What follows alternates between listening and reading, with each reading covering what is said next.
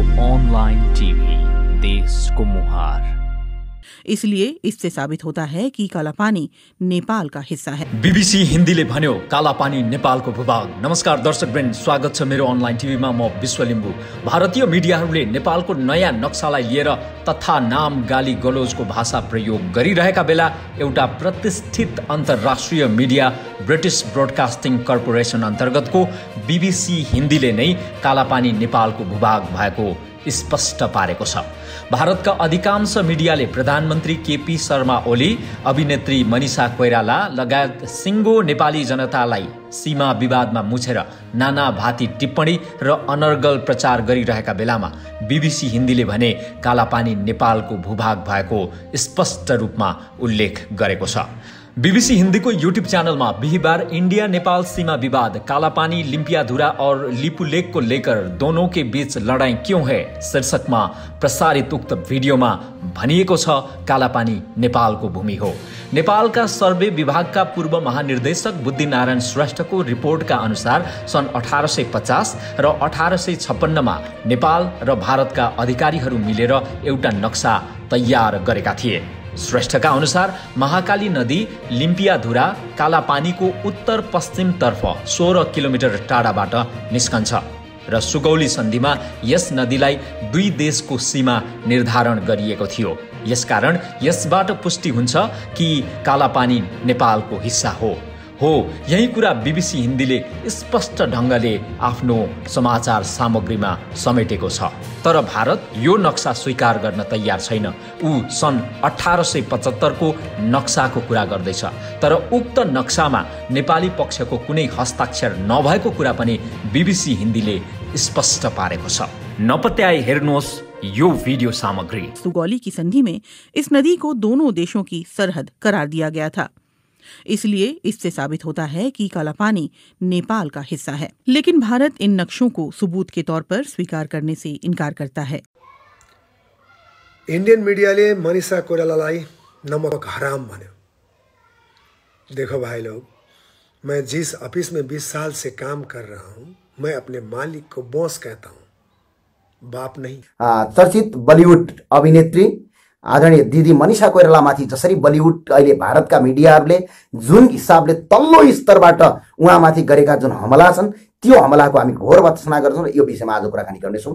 र तपाईँ सम्पूर्ण साथीहरूलाई म आग्रह गर्न चाहन्छु, यसलाई धेरैभन्दा धेरै सेयर गरिदिनुहोस् र यसलाई धेरैभन्दा धेरै ती नागरिकको माझमा पुर्याइदिनुहोस् र हामी यो विषयमा कुराकानी गर्नेछौँ। आज भारतका धेरै मिडियाहरू आज मैले हेरेँ, ती मिडियामा प्रत्येकमा यतिसम्म तल्लो स्तरको कमेन्ट गरेका छन् र भारतका कोही मिडियाहरूले यति तल्लो स्तरसम्म कमेन्ट गरेका छन् कि भारत की खाते हो चाइनाका गीत गाते हो। मनिषा कोइराला भारतमा गएर भिख मागे कि होइनन्, यो कुरा भारतका प्रत्येक मिडिया कर्मीले बुझ्न जरुरी छ। भारतका मिडिया कर्मीहरूले यो कुरा बुझ्न जरुरी छ। भारतका प्रत्येक नागरिकले बुझ्न जरुरी छ। मनिषा कोइराला भारतमा गएर भिख मागे कि होइनन्। मनिषा कोइरालाले गर्दा भारतले अरबौं रुपैयाँ कमाएको छ। मनिषा कोइरालाको फिल्मले अन्तर्राष्ट्रिय जगतबाट तपाईको रेमिटान्स ल्याएर भारतले रोजगारी सिर्जना गरेको छ। मनिषा कोइरालाले गर्दा भारत चम्केको छ। अर्को कुरा, मनिषा कोइराला फिल्म इन्डस्ट्रीमा जाँदाखेरि बलिउडको हालत के थियो, यो कुरा पनि भारतका मिडिया कर्मीहरू हो, भारतका सञ्चारकर्मीहरूको दिमागमा डाल्न जरुरी छ। जब मनिषा कोइरालाले भारतको बलिउडलाई स्ट्रङ बनाउन, भारतको आज अर्थतन्त्रको केही प्रतिशत जीडीपी बलिउडबाट आउँछ, त्यो बलिउडलाई यहाँसम्म पुर्याउनलाई मनिषा कोइरालाले भारतलाई ठुलो टेवा पुर्याउनु भएको छ। र आज आफ्नो देशका लागि उहाँले कुनै एउटा कुरा गर्नुभयो भने, आज राष्ट्रका लागि एउटा कुरा गर्नुभयो भने मनिषा कोइरालामाथि जुन अभद्र व्यवहार गरिएको छ, त्यो व्यवहारको हामी घोर भर्त्सना गर्दछौँ। र मनिषा कोइरालाले भारतलाई रेमिटान्स भित्राएको, मनिषा कोइराला भिख माग्न गएको होइन। र यदि त्यो कुरा हुँदछ भने, भारतको यदि हिम्मत र दम छ भने, मनिषा कोइराला मात्र होइन, नेपालका सेना गोर्खा रेजिमेन्टले भारतलाई फिर्ता ल्याउँदा भयो। भारतले भन्न सक्नु पर्यो गोर्खा रेजिमेन्ट हामीलाई चाहिँदैन। भारतले भन्न सक्नु पर्यो यो गोर्खा रेजिमेन्ट हामीलाई चाहिँदैन। जुन दिन भारतले गोर्खा रेजिमेन्ट हामीलाई चाहिँदैन, गोर्खा रेजिमेन्ट फिर्ता हुनुपर्छ भनेर भन्, भोलिपल्टका दिनमा तपाईहरुको भारतको दिल्लीमा पाकिस्तानको झण्डा फरफराउँछ। यो कुरा बुझ्न जरुरी छ। हामी नेपालीको इतिहासमा जाने हो भने भारतलाई प्रत्येक पटक नेपालीले बसाएको छ। प्रत्येक आन्दोलनमा भारतलाई सघाएको छ, अन्तर्राष्ट्रिय स्तरमा भारतलाई सघाएको छ। आज अर्काको देशको नक्सा लिने, त्यही नक्सालाई मनिषा कोइरालाले आधिकारिकताको कुरा गर्नुहुन्छ भने मनिषा कोइरालामाथि यो अभद्र व्यवहार गलत छ। र यदि मनिषा कोइरालाले भारतबाट खान्छ आफ्नो देश जहाँ अर्थात् भारतबाट छोड भनेर यदि भारतका कुनै पनि सरकारी होद्दा र त्यहाँका कर्मचारी त्यहाँका नागरिकले गर्छन् भने नेपालमा बसेका 70 लाखभन्दा बढी भारतीयलाई ढग्लो ठट्टाएर खेदाउने हैसियत राख्दछौँ हामी। र भारतका जो व्यापारी नेपाल आएर लुटिरहेका छन् ती लुटेरालाई यो देशबाट बहिष्कार गर्छौँ हामीले। यो कुरा पनि तपाईँहरूले बुझ्नु होला। उहाँहरू आफ्नो मेहनतले गर्दाखेरि हो। मनिषा कोइरालाले भारतमा गएर मागेर खाएको होइन। मनिषा कोइराला भारतमा गएर भारतको बलिउडलाई यहाँसम्म पुर्याउने योगदान छ। मनिषा कोइरालाले गर्दा भारतले कति धेरै रेमिटान्स भित्राएको छ। मनिषा कोइरालाले गर्दा भारतले कति धेरै तपाईँको पैसा अर्काको देशको भित्राएको छ। ठाउँ ठाउँमा मनिषा कोइरालाका फिल्महरू हिट भएका छन्। चाहे अफ्रिकाबाट पनि पैसा लगेको छ, विदेशबाट, विदेशका विभिन्न देशबाट भारतलाई तपाईँको अर्थतन्त्र आएको छ। मनिषा कोइराला त्यहाँ रोटी खान गएकी होइन। मनिषा कोइराला नेपालको चेली हुन्। मनिषा कोइराला गोर्खालीकी छोरी हुन्। यो कुरा भारतीयहरूले बुझ्नु जरुरी छ। र यदि भारतीयले हामीलाई गोर्खा पनि चाहिँदैन, नेपाली पनि चाहिँदैन भनेर देखाऊ भनेर मात्र देखाएको 1 महिना पछाडि पाकिस्तानले अट्याक गर्छ भारतलाई।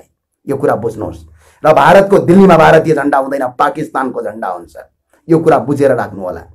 र भारतलाई हामी आग्रह गर्न चाहन्छौँ, नेपालीका तर्फबाट, हामीहरूको तर्फबाट मनिषा कोइराला दिदीले उठाएको मुद्दामा हाम्रो साथ र समर्थन छ। मनिषा कोइरालालाई अहिले पनि I am with Manisha Koirala. सबै नागरिकले मनिषा कोइरालालाई स्वागत गर्नुहोस्। सबै अभियन्ताहरूले मनिषा कोइरालालाई यतिखेर साथ दिने समय त साथ दिउँ।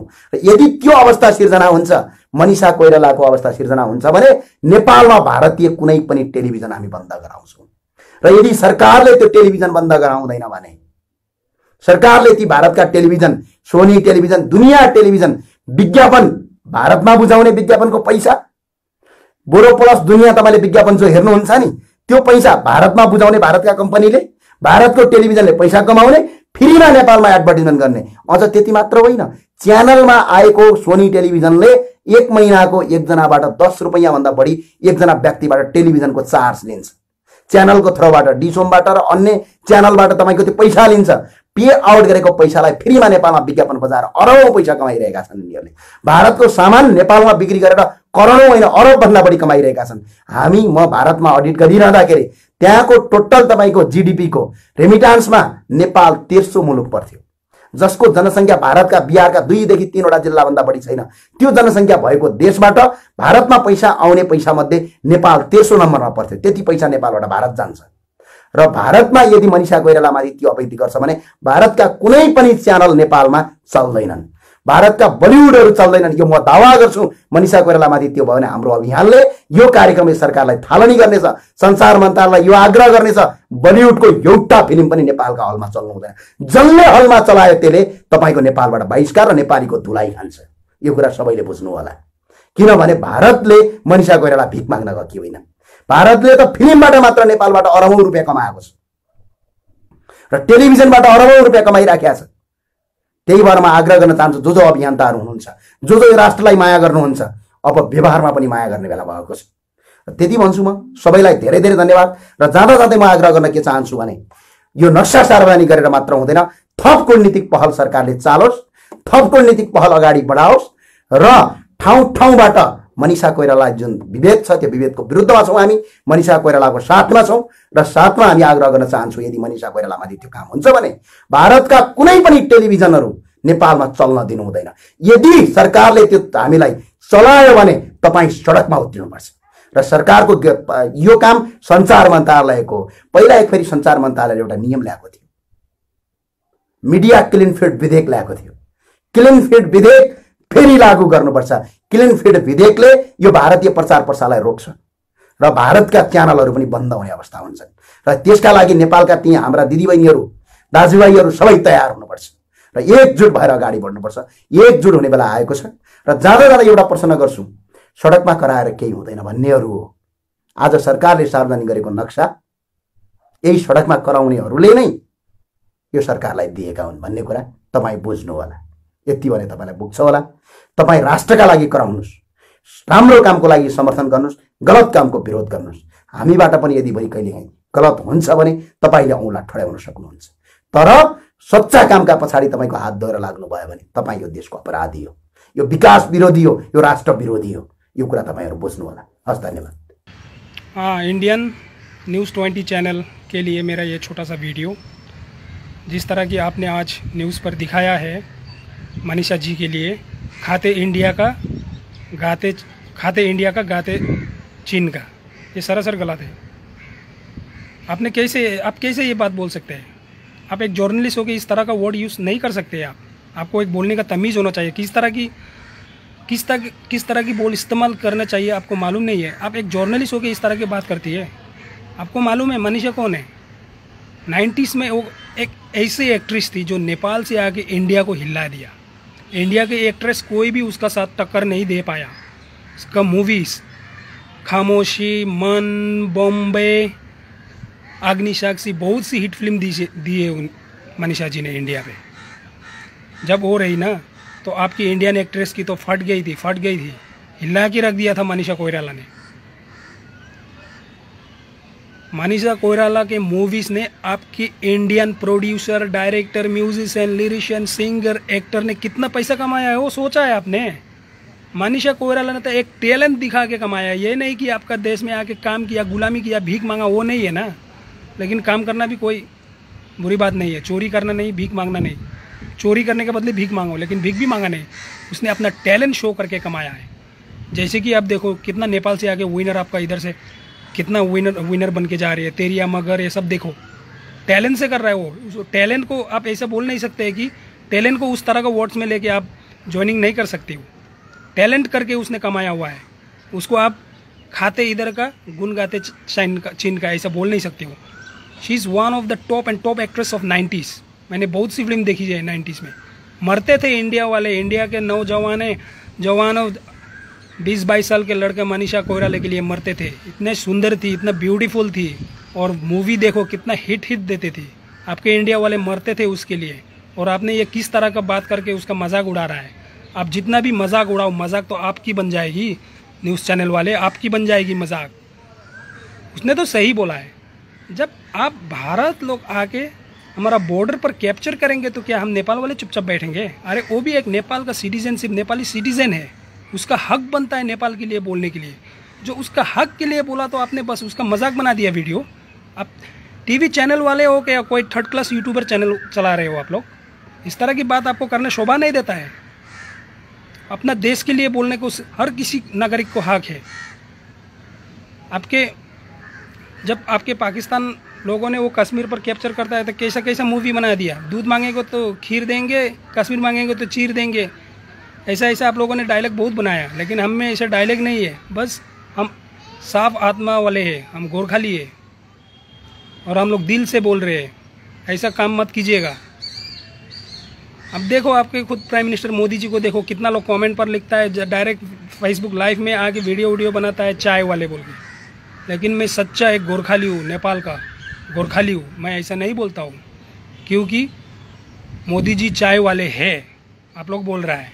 लेकिन आप लोग ने देखिए चाय वाले की टैलेंट कितना है, चाय वाले की दम कितना है, चाय वाले की दिमाग कितना है, चाय वाले ने कितना कॉमन सेंस यूज़ किया है। प्रधानमंत्री बन गया इंडिया का, इंडिया को हिला के रख दिया। इतना पावरफुल प्रधानमंत्री बन गया कि अभी इंटरनेशनल कंट्री लोग भी मोदी जी को मानता है। आप लोग इंडिया वाले को बात करने की तमीज़ नहीं है। खुद अपने प्राइम मिनिस्टर को चाय वाले बोल देते हो, तो दूसरा का तो आप लोग रेस्पेक्ट करने को तो आएगा ही नहीं। So at least try to learn what is good and what is bad. I know there is not bone in the tongue, but it can break the person's heart very quickly. So सोचिए, इस तरह की video ना banana जाए, इस तरह की news ना बना जाए। थोड़ा सोच के बनाइएगा। अभी उसको तो इंडिया में एक लेजेंडरी एक्ट्रेस माना जाता है। आपका इंडिया को हिला के रख दिया 90s में, हिला दिया, फट गई थी इंडिया की एक्ट्रेस, सबकी फट गई थी। जब मनीषा कोइराला थी ना, कोई भी एक्ट्रेस उसका ऊपर आ नहीं पा रही थी, सब फट गई थी। सोचिए ज़रा, बस इतना ही कहना चाहता हूँ, उससे ज़्यादा नहीं। सो दूसरे बार बनाएंगे तो थोड़ा ख्याल करके बनाइएगा। वो भी एक इंडियन एक्ट्रेस है, सिटीजनशिप नेपाल का होने से भी।